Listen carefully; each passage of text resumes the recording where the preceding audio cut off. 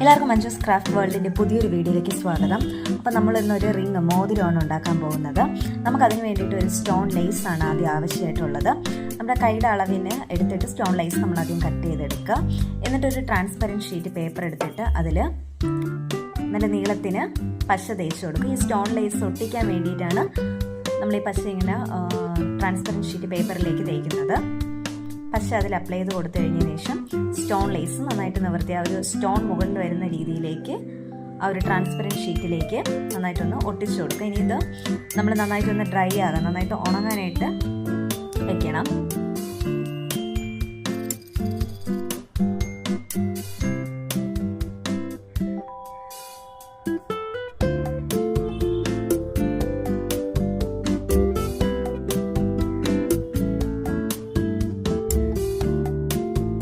ഇനി നമുക്ക് നെക്സ്റ്റ് ഞാൻ കുറച്ച് വെള്ള കല്ലുകൾ എടുത്തിട്ടുണ്ട്, മുത്ത്.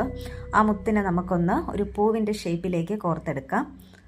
ആദ്യം ഒരു മുത്ത് കോർത്തെടുത്തതിന് ശേഷം രണ്ടാമത് കോർക്കുന്ന മുത്ത് ആദ്യത്തിൻ്റെ പുറത്തൂടെ വെച്ച് ഒന്ന് ഒരു റൗണ്ട് ഷേപ്പിലായിട്ട് കോർത്തൊന്നുകൂടെ എടുക്കണം.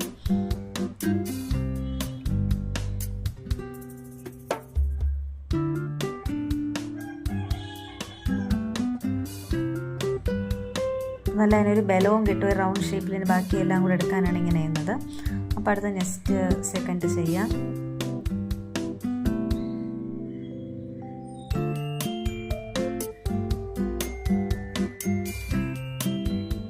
ഇവിടെ 5 മുത്തുകളാണ് എടുത്തിട്ടുള്ളത്.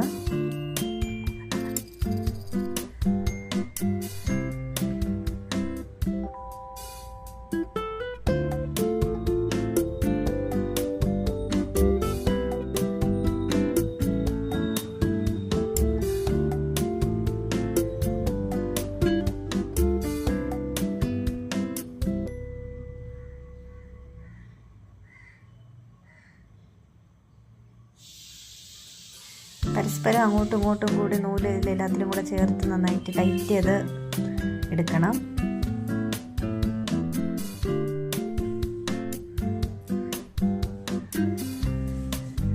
നമുക്ക് നടുക്കൊരു ഇതിന് വേണ്ടിയിട്ട് ഒരു മുത്തും കൂടെ ചെയ്ത് കൊടുക്കാം. അപ്പോൾ അതൊരു പൂവിൻ്റെ നല്ല ഇതിലായി കിട്ടും.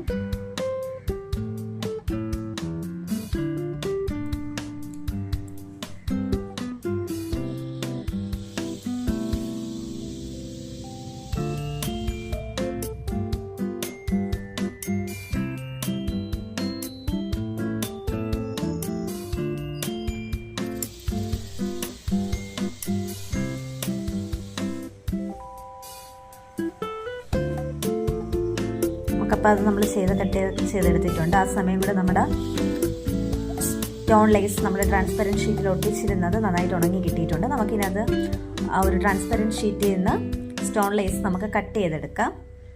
നമ്മളത് കട്ട് ചെയ്തെടുത്തിട്ടുണ്ട്. ഇനി നമ്മൾ റിങ്ങിൻ്റെ നല്ല റൗണ്ട് ഷേപ്പിലാക്കി നമ്മളൊന്നിത് ഒട്ടിച്ചു കൊടുക്കണം.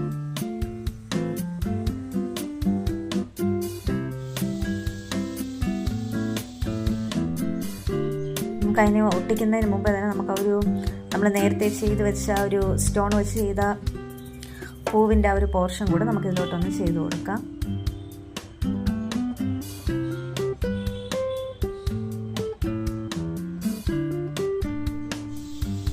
അപ്പം അതിന് മുന്നേ നൂല് വെച്ചതിന് 2 സൈഡ് നന്നായിട്ടൊന്ന് ടൈറ്റ് ചെയ്തെടുക്കാം.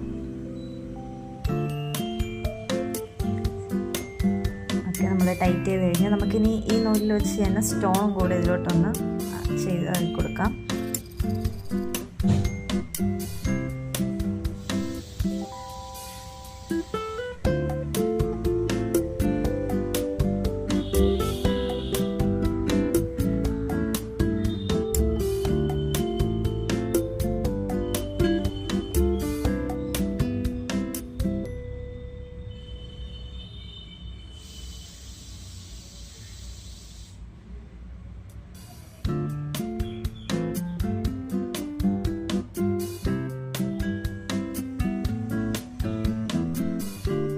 സ്റ്റോൺ നന്നായിട്ട് അതിൽ ടൈറ്റ് ചെയ്ത് കൊടുക്കണം. ഒരു വൈറ്റ് കളറ്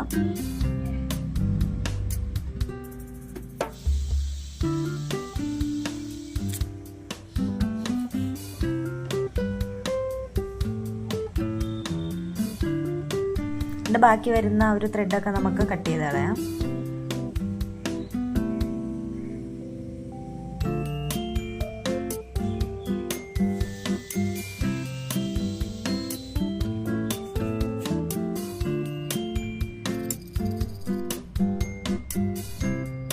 നമുക്കിതിൻ്റെ പുറകിലേക്ക് ഒരു നല്ലൊരു ബലം കിട്ടാൻ വേണ്ടിയിട്ട് കുറച്ചൊന്ന് പശ തേച്ച് കൊടുക്കാം.